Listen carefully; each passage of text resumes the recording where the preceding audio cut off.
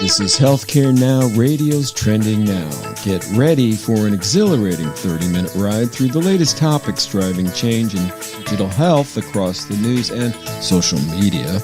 Join us as our subject matter host takes the lead in uncovering what's hot and what's not. So buckle up and tune in to stay in the know. Welcome to Trending Now on Healthcare Now Radio, where we explore the forefront of healthcare innovations and transformations. As usual, I'm your host, Shahid Shah. Today, we're thrilled to have Liz Serie. She's the Associate Vice President for Product Management at Inovalon. What's trending now, and what Liz and I will talk about, is how her company, Inovalon, focuses on empowering thousands of customers across the care continuum to improve health outcomes, performance, and efficiency. Typically, those things like health outcomes and performance, et cetera, don't really seem like they're coming from revenue cycle, Liz. So this is going to be a really, really exciting conversation on how you can take what people believe is a boring subject and say, no, you do it right, and you can impact patient lives. With that, Liz, please tell us a little bit about yourself and what Inovalon does and what you do at Inovalon. Yeah, absolutely. Thank you for the warm welcome. As you mentioned, my name is Liz Serie, and I'm the AVP of Product Management at Inovalon, responsible for our front-end and back-end revenue cycle management products. So over the last about 20 some years, I've spent my time in technology operations and product management, mostly focused here in healthcare. And I really believe in simplifying access to healthcare because the data has a story to tell. We give it that voice, and just like you said, gets that patient to that ideal care experience. So I'm very excited to be here talking to you today. Nice. So we can't actually have a radio show these days without saying AI, right? I think it's illegal. You might get actually tossed into jail for not covering it. So let's cover it really quickly. It is a buzzword, but it really is different this time in the sense that there are things that we think we can do today, not 10 years from now, but today. So tell us why for Inovalon AI is just more than a buzzword. Yeah, and getting technical for a quick second as that reminder, AI can be applied in such a broad way and really has the tremendous benefits if we rely on it responsibly. And as we all know, it's that kind of software that mimics how the human can think or perform, especially around analyzing or reasoning and learning. And just closely related as topics we've been talking about in healthcare for a long time is the machine learning. It's a kind of a concept or a subset of AI where we use algorithms trained on the data so that we can get these complex tasks done. So when we connect it to revenue cycle, let me kind of describe this revenue cycle management side of healthcare like a big kind of circle or experience following that patient through their visit and their journey. So if we look at the basics of revenue cycle, it's that financial aspect and how the provider is going to get paid for what the patient needs. So it starts with that appointment or that need and that encounter. They go to the healthcare facility, they get all of their work done, and then all of that information gets sent to the payers. The payer is going to do the reimbursement. There's a big administration function there, and then the patient is going to potentially owe responsibility. So even a small hiccup in that process, which pre-AI and pre-machine learning can be pretty manual, can cause a lot of pain. Let me think of just a personal example. So recently, I received a bill in the mail for a medical service, and my old insurance was used, so therefore that insurance was denied. The amount owed on the bill looked very intimidating. It was over a couple $1,000s, but insurance hadn't kind of adjusted and covered their portion yet. So as a patient, I said, okay, I better call, figure out what's going on, figure out the right person to talk to, give them my updated insurance, have them process that. In the end, then I get my adjusted bill. I pay my responsible amount. Hopefully the provider didn't have too much time pass so they can get that claim paid and reimbursed for the right amount.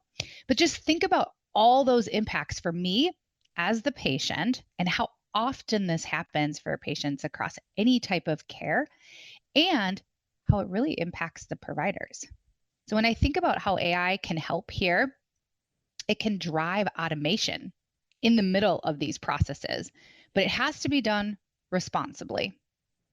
So we can drive efficiency to prevent and really manage those denied claims by kind of tackling things up front. If I think back to that example I just said, if that provider had intelligence in place, they could have flagged that that was old insurance and eliminating that denial. But then for me as the patient, eliminating getting that whole bill in the mail and thinking, okay, I have to adjust my budget for the month to pay this. And plus the time it took to call. I wonder what some people who don't work in the industry would have done and how they would have handled that. Maybe not called, maybe not paid their bill. But so I really believe that if we put the right kind of testing and modeling in place, we use the right kind of AI, and we provide the staff and everybody with what they need, we can help and make these improvements with the human in the driver's seat.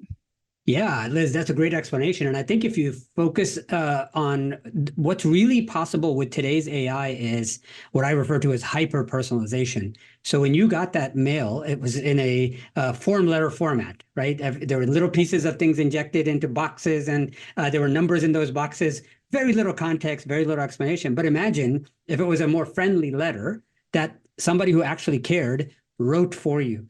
And that really seems like what we can offer today is it's not just the idea that better machine learning gives us more analytics, and then we can use that analytics to help improve our processes, et cetera.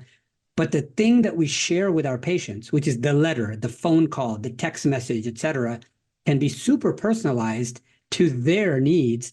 And nobody ever has to receive a form again. The point of a form is removing personalization so that everybody looks equal. And what we're saying now is, hey, if you do this right, in 2024, with companies like Inovalon, you don't have to make everything impersonal. Is that where we're headed? That's a great point. And I might say this more than once while we're talking today, but I really like to think and hope healthcare is catching up to the other industries in this type of technology across the board. When I think about my experience when I get on an airplane, or I'm about to buy a ticket and get on an airplane and check a bag and that whole thing, super personalized. Any kind of ad I'm getting on my social media, super personalized. Any type of marketing or bill I might get from retail, very personalized. Healthcare needs to go the same direction, because while the trends are showing patient care is in need, staffing shortages are there, it's also showing there's consumerism on the rise, like patients care. We are in the driver's seat for our own healthcare too. And so it is important that we start to lean this way in our healthcare revenue cycle management. Yeah, my feeling though is that most healthcare providers would love to act like a Disney or a Ritz-Carlton, but they don't have the capabilities, not just that there are staffing issues, et cetera, but vendors that help prepare products don't give them these capabilities. That's what I get the sense that Inovalon is trying to do, is get the AI in and make it so that a hospital or a health plan or somebody that wants to be more personalized, et cetera, actually has tooling and technology that can actually help them. So do you feel like your peers and others feel this way that you guys do in terms of moving towards personalization, making revenue cycle not about money, but about true outcomes and experience? Or are you guys fairly unique in that area? Absolutely. So we're unique in some regard in terms of the way that we're driving it and how we're going to help our clients navigate through this. At the same time, in the industry, AI and AI adoption and revenue cycle is still ramping up.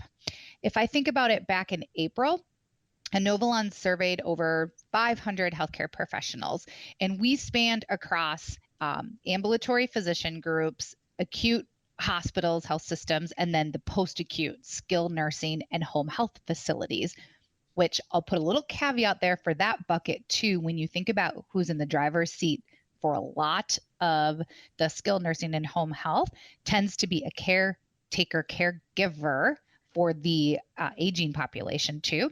So that person is also facing with this need for AI, personalization, automation, because they are taking on their own responsibilities, plus the ones of their loved ones.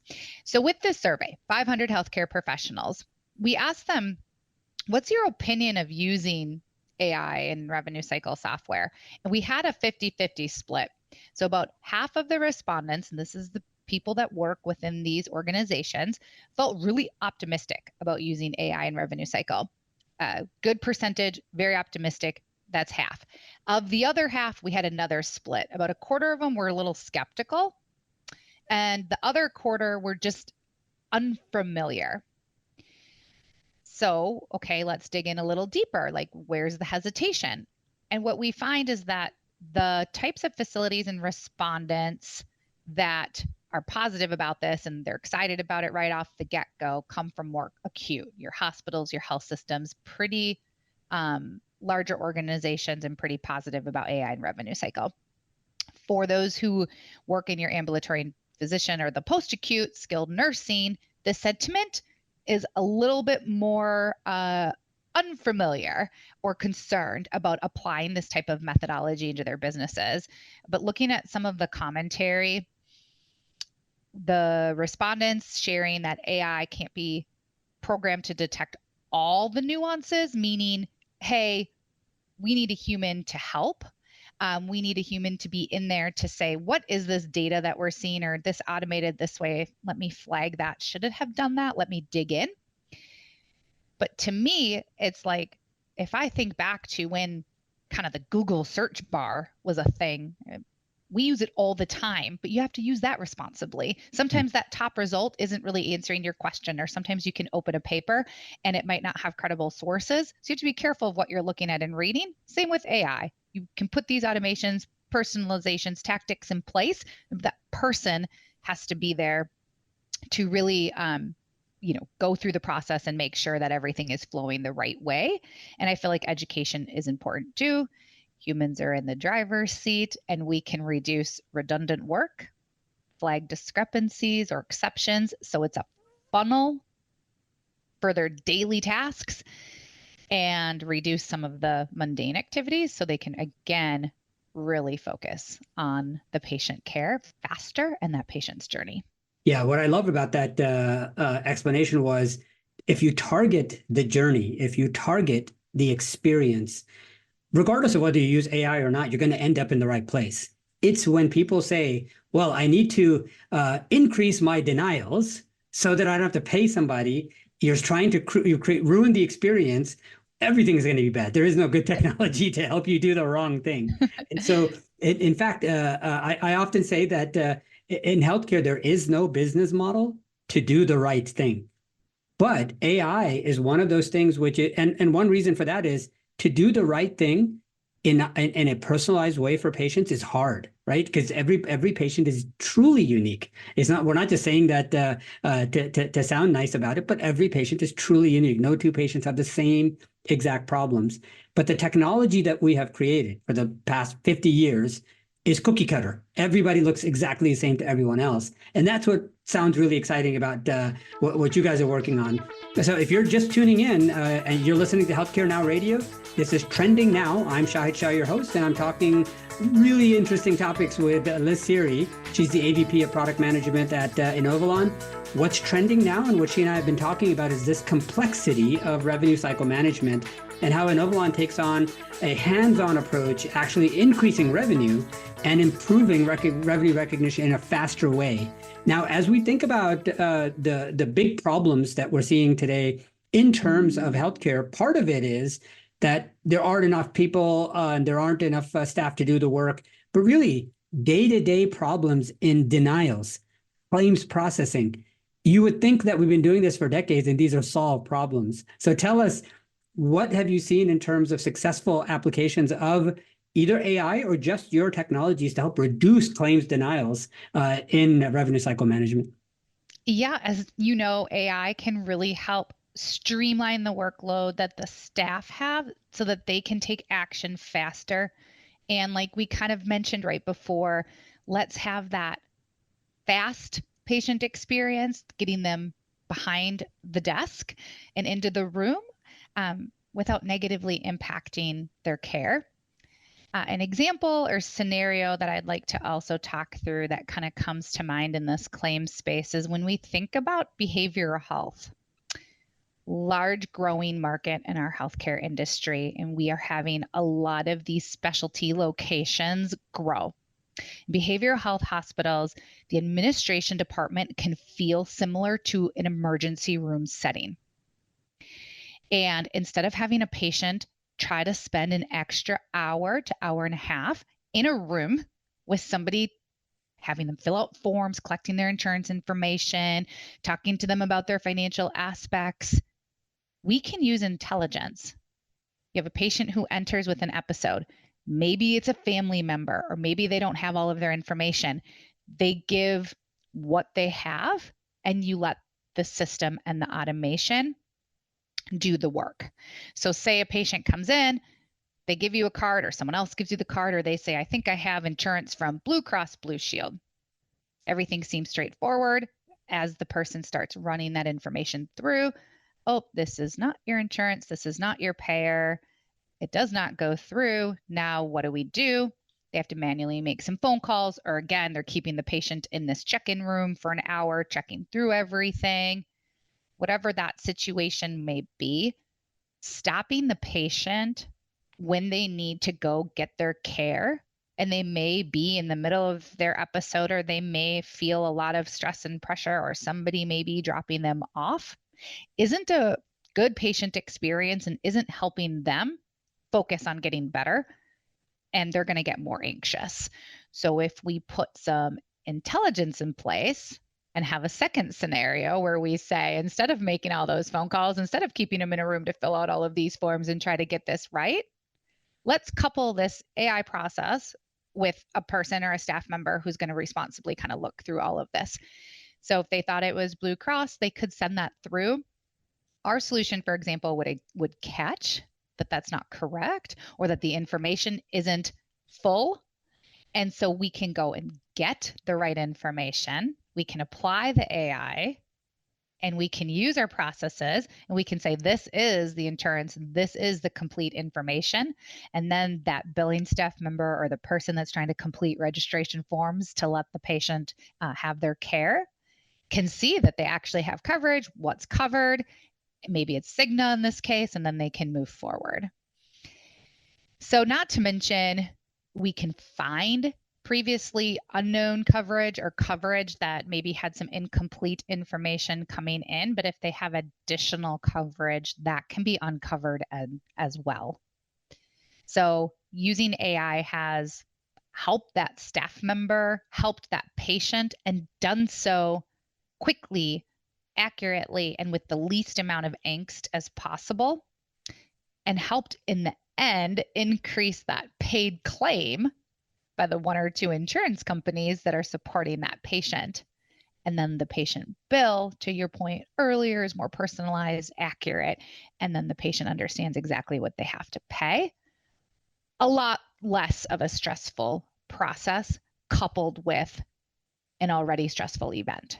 So I really like keeping those types of situations in mind also when we're thinking about how to map out best practice and workflow and your streamlined staff experience, because they're going to be happier, satisfied, less kind of work to the grind if their patients are easier to pass through, happier, and also less anxious. So in these cases, you guys need a ton of data. And so there's obviously tons of data on the clinical side, tons of data on the financial side. What are some of the interoperability discussions that are happening in government and at state levels that can assist with getting all of this data that you guys need? Interoperability is maybe my second favorite buzzword in addition to AI this year.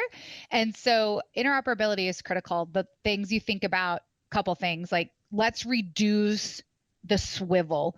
And I'm literally standing, here today on this show, kind of swiveling my head across monitors saying, if I have to have multiple systems up, I have to have a monitor where I'm trying to click around, or I have to have a couple screens where I'm trying to enter and copy and paste information to multiple places. If we don't have like your Fire APIs and your interoperability, your users are going to have to, your staff are going to have to take that extra time. So again, healthcare kind of catching up to the rest of technology out there and to the rest of the different retail and operational technology industries, and allowing for these tight integrations. So our data behind the scenes and our solution behind the scenes can automatically pipe in to reduce those errors, save on time, again, help the patient get to their care faster. And these solutions and features are available through kind of those tight connections while keeping some legacy formatting there in case it's needed. But we need that full interoperability so that the tasks the staff's working on in their kind of primary system can be done so in an accurate way. Yeah, that makes sense. And so as you think about the interoperability side, and when you look at standards like FHIR, which basically are business to business side, what, if anything, would you recommend people start to think about in order to allow patients to also potentially connect or coordinate with revenue cycle? Are there tools or technologies that providers or plans should be offering to patients to connect to their revenue cycle, as it were, without knowing that they're connected to revenue cycle? Anytime the patient has the opportunity to use the portals provided by their providers from a revenue cycle perspective, it's to view their care and to make their payments and to see what went through to insurance so that they know what they're responsible for. Anytime there's the ability to use that, I encourage the patients to self-serve. I encourage the providers to offer super user-friendly, simple and easy to understand websites or tools that let them view this information. So I think it's the patient can get involved early, upfront. What's the estimate? What do I think it's going to look like? How can I start processing potentially a payment plan if I need to get on that? So how can I take responsibility for my financial and administrative aspects of my care? Do you have my updated insurance? I'm noticing something's not right. Go and take a look so that as they're processing the information, it flows without having to come back with misinformation and try to course correct and potentially spend a long time on the phone with someone doing so. I'd say that's the biggest thing for the patients, is to really feel like they can be empowered and in the driver's seat to also leverage these tools. Typically, we expect our electronic health record solutions or some other vendors other than RCM to really offer that experience. What could RCM vendors like yourself help with filling out those portals, which sometimes don't have enough data? And now you can tie the interoperability discussion with the portal, because a portal has to have interoperability as well. And how could you connect these multiple parties to allow better revenue cycle because you have incorporated the patient and their family? Yes. So actually exactly kind of what you're asking. Essentially, if you have all of the information, revenue cycle is really understanding who's going to be responsible, how the insurance needs to see the information, what procedures are covered, how that works with the provider entity, and then what the patient responsibility is going to be in the end. So you need to make sure that there's your accurate paperwork. The provider is hopefully in your network. That's typically some information you can see online, although that may require an additional website search. And then make sure that the bill is broken down and can be looked at in an easy and accurate way to understand it. So the data can just smoothly transition. And if the providers are using the solutions, then that data being interoperable transmits through the APIs and can stay there. So when the patient logs in, they're able to view that. The other mechanism that ties in here when we think about how can we access this information and make it easier for the patient is getting it to their mobile device. So we have a text to pay solution, for example. So in that interoperable fashion, all the data connects from the beginning all the way through to the end. And that was that circle I mentioned earlier, meaning from the time you need the care or the appointment is scheduled to the time you're going to get the bill. And that text message can say, hey, here you go. Please click this link, get your secure login, and view your bill and make your payment. And that data is seamless. It's interoperable. It's flowing through all of the systems, and you're not necessarily then needing to see that piece of paper get lost somewhere in your home, but you're able to get that personalized text message and information behind the scenes when you click on that link. So you can make that payment, and then that can get posted right back there for the provider. No, I love that link to pay idea. I think the two things that we're taking away from what you're teaching us today is that if you get the right tools in place, this kind of interoperability is not the same kind of interoperability where you're trying to connect people's genetics to their lab tests, et cetera. This kind of interoperability is fully possible today. You just need to pick the right partners to help you with that. And the other thing is to not underestimate the power of treating a bill as a marketing document, right? We spend years, all of us, working on websites and the best colors and the logos and the website content, et cetera. But that's not what most people see all day. They see bills, right? Once you've gone in, they see bills. Imagine if the marketing team believed that every bill was a marketing document, how much more attention it would get, how it would be better connected, et cetera. So take us, we're about a minute into finishing our talk here, which has been fantastic. Just give us any last minute advice that you might have for anyone looking to implement AI in their revenue cycle management. What should they do? Yeah, put the patient in the center of everything that you're thinking about and getting them to that care faster and to that right care. Use AI responsibly, wrapped with a streamlined process, validate, and then educate. AI is here to supplement extra and redundant work, and we need humans to help work those kind of exceptions. And then in turn, we can streamline claims processing to drive efficiency, support the business, and create that positive patient care experience.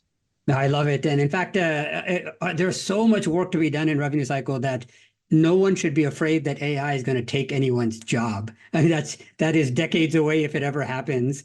But this has been fantastic. To our listeners, thank you so much for joining us on Trending Now on Healthcare Now Radio for this really engaging discussion. And this is all down-to-earth kinds of advice that Liz was sharing with us. And of course, you can go to Inovalon.com to find out more about them. And so stay tuned for more episodes where we're going to explore the latest trends and innovation shaping healthcare's future.